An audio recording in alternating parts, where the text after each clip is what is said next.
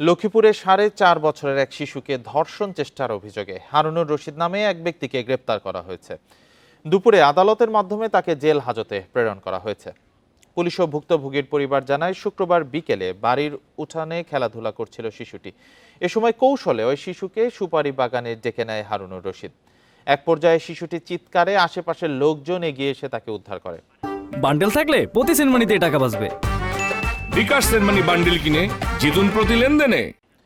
এ সময় হারুনকে আটক করে পুলিশে দেয় স্থানীয়রা। এই ঘটনায় হারুনকে আসামি করে নারী ও শিশু নির্যাতন দমন আইনে মামলা করেন ভুক্তভোগীর মা। মামলায় হারুনকে গ্রেপ্তার দেখিয়ে আদালতের মাধ্যমে জেল হাজতে প্রেরণ করা হয়েছে।